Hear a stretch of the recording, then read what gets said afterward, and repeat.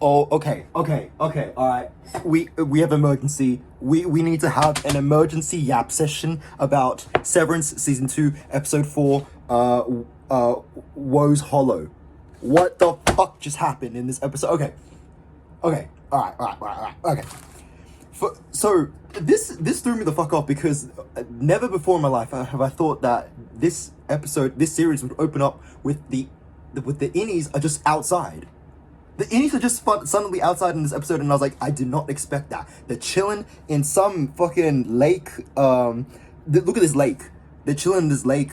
Mark is up on this hill. Irving is for some reason wakes up in the middle of there, so he could die if he doesn't get out of that frozen lake soon. Sorry, the lake is frozen, by the way. The lake is frozen. This is cold as fuck. And it's all a mystery, right? And as the Irving's coming up and stuff like that, he's walking up the hill. They're finding like Helly, and then Dylan, and they're all chill up there, and like something's off, right? Obviously, they just can't be outside, and apparently this is one of Lumen's new thing to make all them idiots stop revolting. You know, hey, we're gonna have an outdoor experience. What the fuck? It was called outdoor retreat team something exercise. Basically, it's like, you know, when you get pizza after a pizza party at work, kind of just to be like, yo, tap you on the shoulder, listen, don't revolt, listen, you got some cool pizza, just keep working, all right? It's kind of like that thing where it's like, if you make the innies feel like they're free, they're not gonna keep digging, all right? So let's just give them a little bit of a camping trip. So yeah, they basically, Mr. Milchek is on a TV telling them to go on this fucking treasure hunt about Kier Egan's Dieter Egan, not Kier Egan, Dieter Egan. Who the fuck is that? Who knows? That like, and apparently this whole national park is owned by Kiers as well, like the Egans. Like Lumen owns this gigantic national park. How much money does Lumen have? Because like, I was thinking as they were outside, right? This is the innies are outside. What they can't bump into random hikers and stuff like that. What about me? What if I was hiking in the woods? You know, would I bump into a bunch of innies? So either they bought out this entire park to do this shit, which is crazy to me. Also, how did the Audis organize this stuff? Because they didn't take an elevator down there this time. For some reason, I guess they were told to meet up in this lake at a certain time, and then, you know, from season 1, someone would flip the overtime contingency to swap all the chips around. So many questions. Again, why would they do that?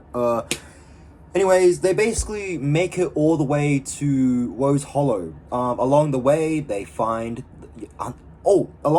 get greeted by creepy versions of themselves, like these 4 MDR people, right? Actually, I don't want to show too much. I don't want to get copyright striked and shit. But you know, as they're making their ways down the woods, you know, all surviving out there and stuff like that. Along the way, randomly, to help them along the way, this weird ass version, like creepy version of each of the 4 people, like Mark, Helly, Dylan, and Irving. They'll just be these ghostly apparitions of them in the woods, just like acting all fucking get it that way, and super creepy. I don't know why these people didn't, like, me personally, if I found like I get it, I get the whole theme, by the way. Dieter Egan was the twin of Kier Egan. Oh, hold on now, he had a twin? But I get it, it's about doubles, everyone has a double, you know, do any Audi, you know, you get the deal. But if, like, I don't give a fuck about that stuff. If I saw a double version of me pointing at me along the way, dressed up in, you know, a nice suit and tie, not being cold while we are freezing to death, wearing fucking Moscow ass winter clothing, I'm running after him. I'm beat up a like robot version of me.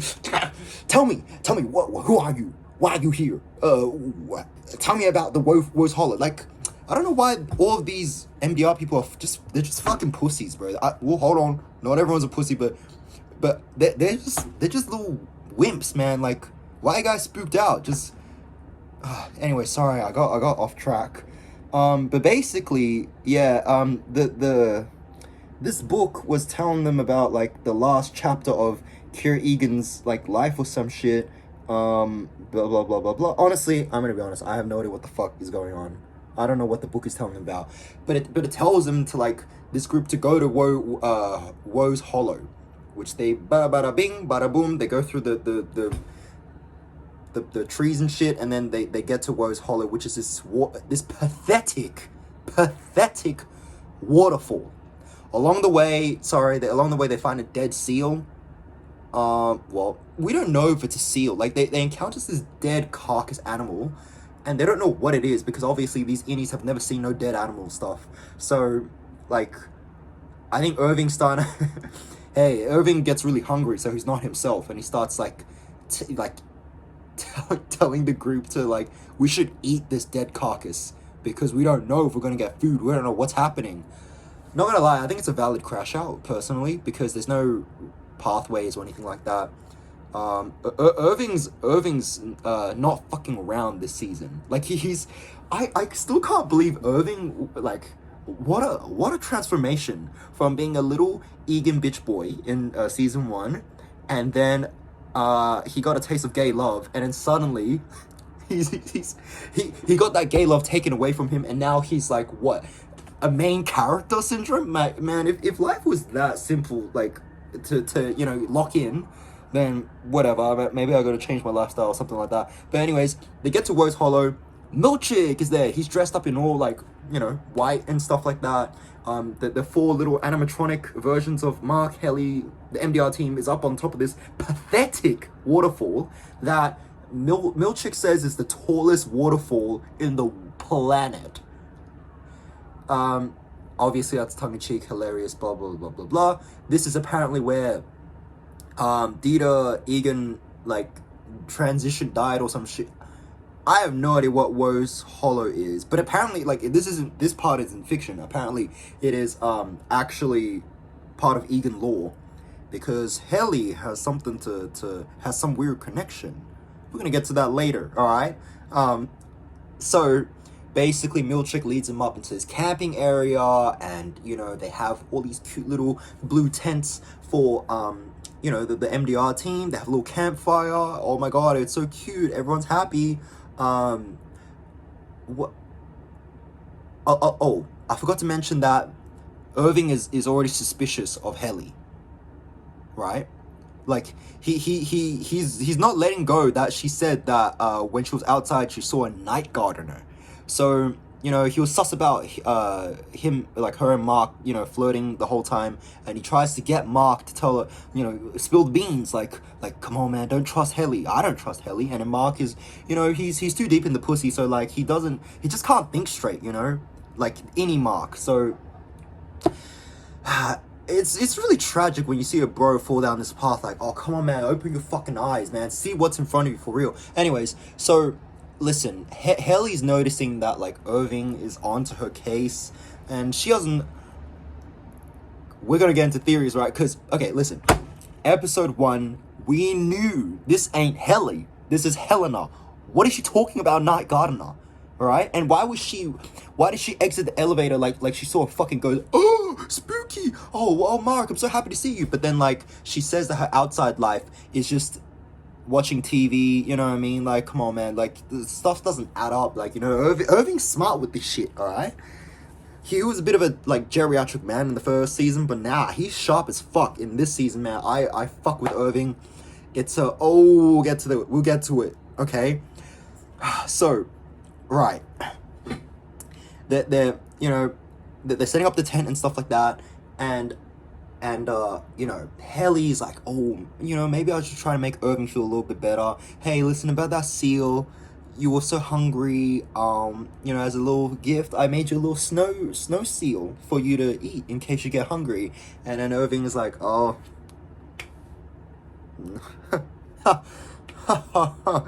that's pretty nice, thank you. What did you really see up there? And like she was like, what are you talking about? A night gardener? Like, what did you really see up there? And then, okay, this is actually really important. So she's like, I don't know what you're talking about. And then he's like, you can tell me. And then I think he says, this changes nothing, right? Why did he say that? And then you could see Haley just, oh my, the acting, the acting, and oh, she full does that, the Haley like, she locks the fuck in. Bro, I've never seen Haley lock in like that. Bro, it was scary, bro. Oh my god. Like when I saw that face change, I was like, dude, we were right. Like, I actually don't know if we were right, because this actor, this actress, dude, like, so, okay, listen. It's Helena. We all know it's fucking Helena. Yay, we or us Redditors were correct or something.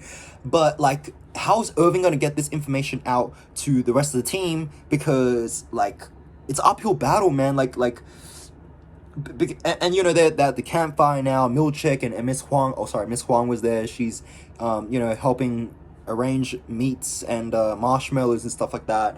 And Milchek is reading the last, like, this bedtime story book of, what happened to Dita Egan. I'm gonna be honest, I forgot the whole thing because, most of it. Basically, Dita Egan, blah blah blah blah blah blah blah blah blah blah. He didn't wanna go back with kids to their dad or something. So but then Kira did, and then Dita was like punished for wanting to stay in the woods. So like his body starts like morphing with the woods, but in a really gross way. His eye sockets pop out and shit like that. His hair, turns to moss. He fucking, Homer Simpson's fades into the bush, into the nature and stuff like that. And everyone is like a little bit shook, because it's kind of a scary campfire story to be telling your employees, Mr. Milchek. But the whole time Irving is just like side-eyeing Helena, like, it's Helena now, right? Like, Helena, how the fuck you gonna get out of this, man? I'm gonna spill the beans at this campfire. So then, but Helena is a fucking fox, bro. She starts, doing her whole Helly stuff, because up till this episode, Helena was not acting like Helly, alright? She was being a bit of a passive person, a bit of a not that enthusiastic. Come on, man, that's not Helly. That's not our Helly. Give us our Helly. But Helena locks in here, because she starts making a, pulling a classic Helly. She says, what is his, so like, what do you reckon his dick turned into? And everyone's like fucking laughing and stuff like that. Ha ha ha, the whole squad laughing now, right? This ain't serious. This is stupid, Milchek. Helena is doing a very good impression, and you could, bro, the cinematography, you see like it cuts between Irving's POV just staring right at like Helena's eyes, and you can see like she's trying to like, but you see something in her eyes. She's not fully there. So like, damn, like, dude, the acting is so good, bro. I'm gonna watch that shit again.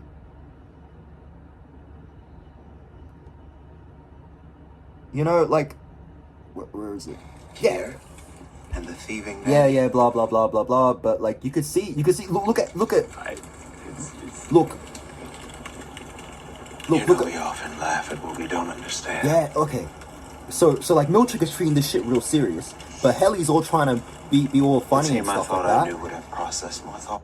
And so because Helly made this joke, Mr. Milchek and Miss Huang, they burn all the marshmallows. Oh, no no roasting marshmallows tonight. Oh, thanks, Helly. But Irving ain't buying it. Huh? And then so he just starts ripping in to Helena. Like, what did you really see up there? Night Gardener? And everyone's like, oh, come on, Irv, like, shut the fuck up, why, like, shut up, man. But then Helly, interestingly, never answers the questions that he proposes. Like, what was his hair color? Like, what was he doing? Did he have a flashlight? What was the color of his shirt? And Helly's all like, she can't actually answer this, which, not gonna lie, rookie move. I would have came up with shit on the spot, like, listen, he wasn't I'm not gonna get too deep into it, but she decides to fight back and basically say like, listen, we know that Irving is sad because he lost Bert, he lost his gay love. And like I was a little bit shocked because like Helly, what the fuck, dude, a fucking grasshopper came into my room.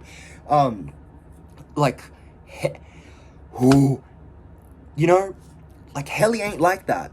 I mean, it's like uncanny. It's like she's almost Helly, but it's not Helly. And so Irving's pissed off, and he's like, it's 3 against 1, right? Because Dylan's like, yo, what the fuck, what the fuck, Irv, like, leave her alone. And so he's like, fuck you all, grabs a torch and just runs off into the woods. Oh, jeez. And then, right, and so, you know, they all, like, they're in a pissy mood, which is ironically kind of funny, because that's how sometimes camping trips goes, or, like, chilling with your friends. Some guy has a bad mood, fucks the whole thing up, whatever, like, that's just normal. But, like, what happens, man? Like, and then, you know, everyone just lets Irving do his own thing. Dude, look at this. Irving is, oh my gosh, great acting. So basically, listen, they all say fuck Irving, let Irving do whatever, and obviously Helly and Mark, they like decide to chill in a tent. All right. I think Helena covers her base really well by saying that she's not that enthusiastic this season because she doesn't want to interfere with Mark finding his wife, which would explain a lot of her change in character, and that's like that's pretty convincing, man.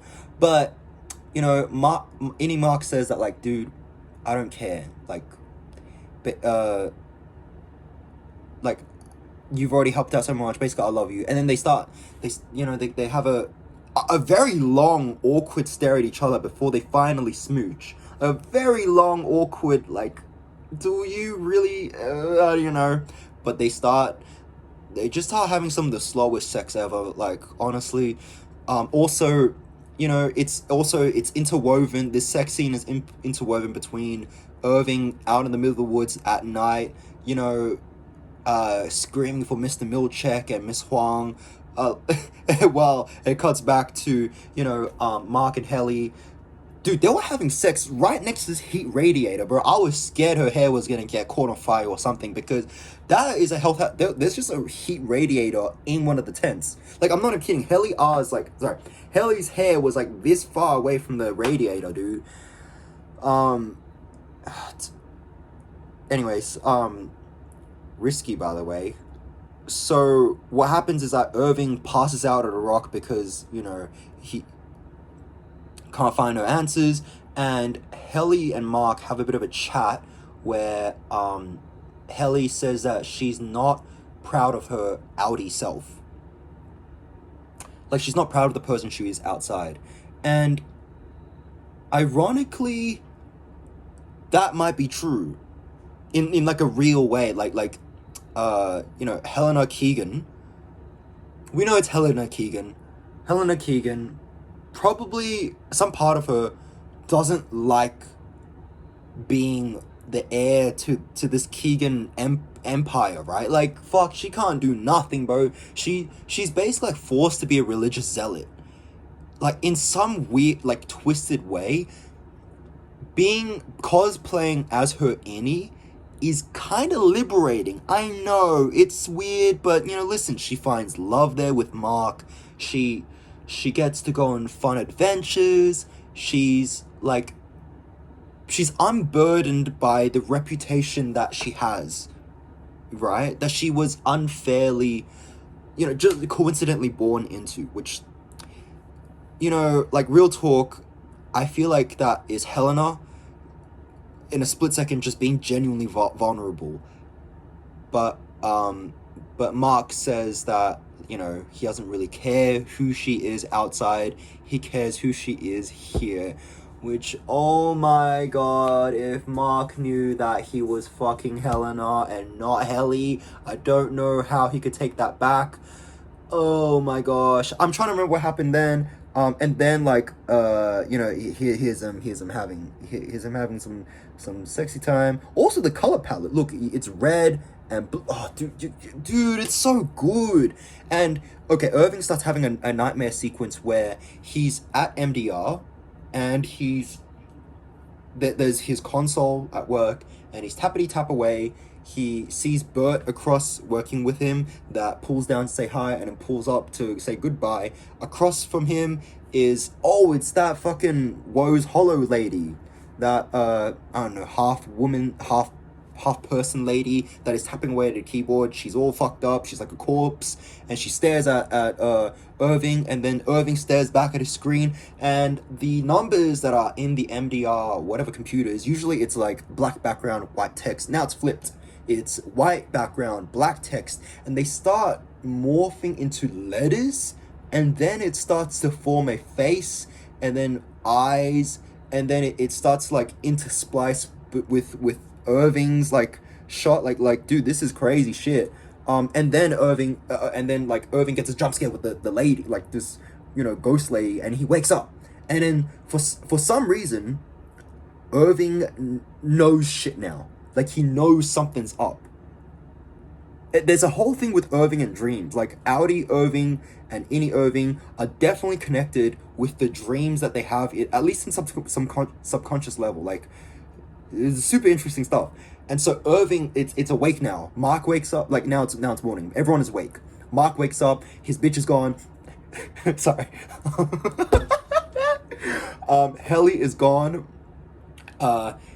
Helly's missing.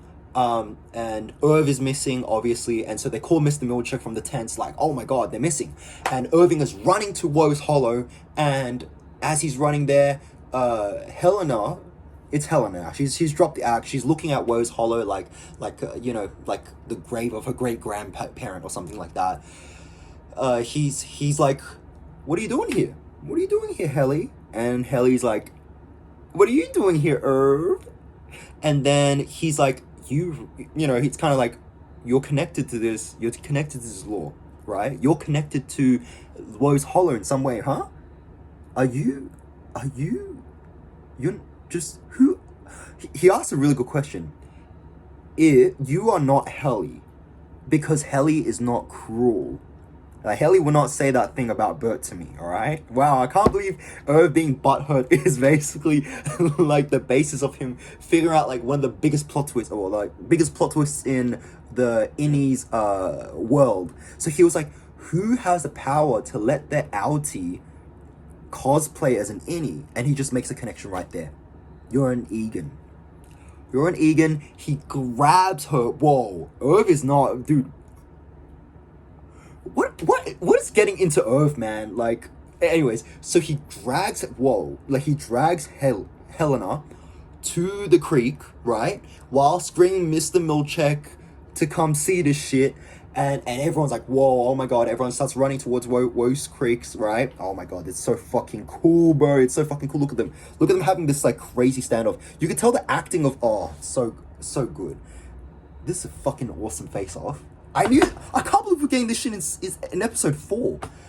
And Mr. Milchick, Mark, Dylan, all staring down at what's happening, you know, with Irving, grabbing Helly by the collar, and he's like, turn her back into Helly. And everyone's like, yo, what the fuck are you doing, Irv? And Irv's like, I'm not fucking around. He dunks her head into the water and starts like drowning her. Like, dude, this guy's fucking nuts, bro. Like, hey, bit of a corporate assault violation, hey, me personally. But he was yelling at Mr. Milchick, turn her back. This is not Helly. She's an Egan. And Mark is a useless fool, bro. He's honestly, any Mark, bumbling fool. He's just standing there doing nothing, like, you know, maybe he had post-nut clarity. Oh my god, I fucked an Egan. I wasn't even fucking Helly. At least Dylan is doing something. He's like, yo, stop, Irv, stop. And then like he keeps dunking her, and you could see that like Helena is like, she has no choice now. She's lost it. She's gonna fucking die. So she yells once he pulls her back up. She yells to Milchick, do it, just do it, Seth. Oh, she calls him by his first name. do it, Seth, right? And then so Seth, like, he says he caves, and then he goes like, uplift. What does he say? Hold on. Oh, dude, this shit's intense, bro. Oh, Glasgow block. All right, remove the Glasgow block right now. All right, okay, do it right now. And so, yep, Helly swaps back, and dude, the shot when she's underwater and you can see her like turning back into Helly. So fucking cool. Pulls her. I mean, it's not cool. She's being drowned. Pulls her out, and then like, oh man, this. Like, and then everyone's just shook, right? It's just Helly, and Mark is running down to like basically embrace Helly again. Helly has no idea what the fuck is going on. Okay, so from Helly's perspective, she's yelling that Innie's help, like back in season 1, she's at the Egan party, press conference or whatever, yelling that the Egans are like the Severance is a lie, blah blah blah blah blah. And then so her next memory is in water. Her body is probably hyperventilating from almost drowning, and she is outside. She's never. Yeah, it must be a trick for her. Must be a trick for her. And she's just kind of like a little baby, like a little baby deer. She doesn't know what to do. She's just crying in Irving's arm. Irving is, he just stops completely. Like, he's like, I'm so sorry. I'm so sorry. Which, honestly, it's kind of sad. Like, in a way, like, to have to, like, threaten to kill Helena in order to save Helly. Oh, man, that's kind of fucked up. Mr. Milchick is not getting this shit under control, by the way. Mr. Milchick has taken L after L after L this season. Like, that's kind of funny, because you can tell he's trying his best to, like, keep composure, but it's like his children, his little, like, daycare children are just fucking everything up all the time. It's hilarious. And so, okay, this is important. Dylan starts going like, I'm so sorry, Irv, you were right. I should have listened to you. So, which means that Irving probably had a massive yap session to Dylan, somewhere, maybe, about all sorts of shit. That Dylan was probably like, he's like, I don't give a fuck. But now he's probably gonna, do a double take and think about that. Jeez. And then, dude, I think Irving, like,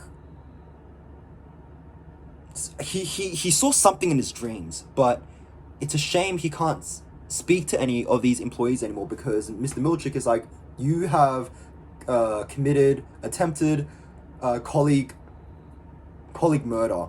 You are basically fired effective immediately.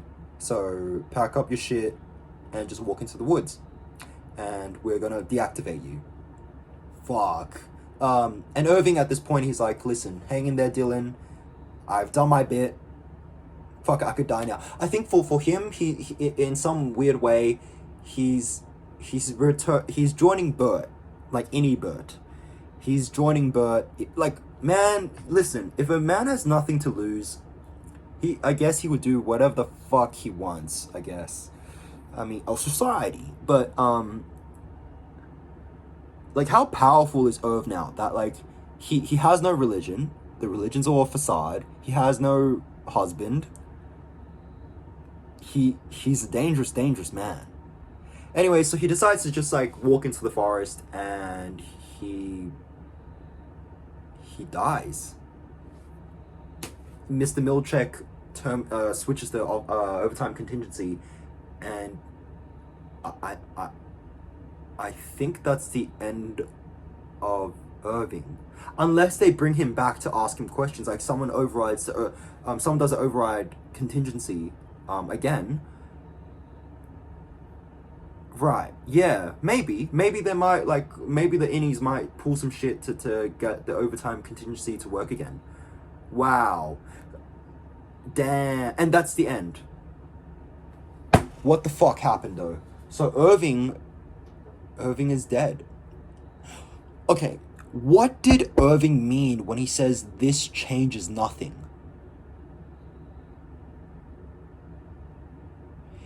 Like, how much does his Audi and Innie know Because unless that thing doesn't mean nothing, you know, that when he was in the tent, I want to know what happened with the Audis. What did the Audis experience? You know, like, oh my, holy smokes! I totally forgot. Sorry. While Mark and Helly were having their slower sex, Mark sees, like, while he's, you know, he's doing the missionary, staring into Helly's eyes and stuff like that. Her face for a second switches to Miss Casey, which means the fucking reintegration worked. The reintegration works, man. But it works, I assume, in a way where, like, okay, you're integrated now, your memories are starting to merge, but it's not going to happen immediately. Like, it happens bit by bit. So like, while they continue working, they keep getting severed or whatever, it starts off a bit like your outie self would just slowly merge with your innie self just for a split second, and then your innie would take over again, and then the innie would be like, oh, that was weird, and he keeps going on their lives, right? But I guess as time goes on, and I guess you keep, you know, reintegrating, like, swapping between your innie and outie, like, these memories, I guess, would merge over sleep, over time, and then that's when you get to, like, kind of communicate with each other. I can't remember how Petey described it. I can't believe I forgot about this part. But yeah. Wow. This is so fucking crazy. What did Irving see at like, as the in the MDR dream? He's okay, it changed into letters. The data changed into letters, and it started forming a face, which, like, again, it's kind of like Cold Harbor, where they're working towards Cold Harbor. Miss Casey's face, she's a Baldy now. She has no hair. R.I.P.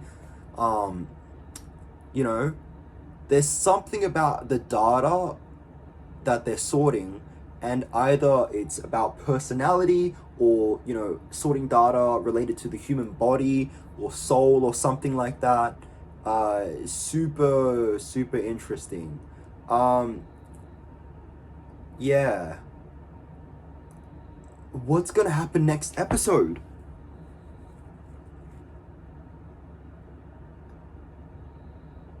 Fuck.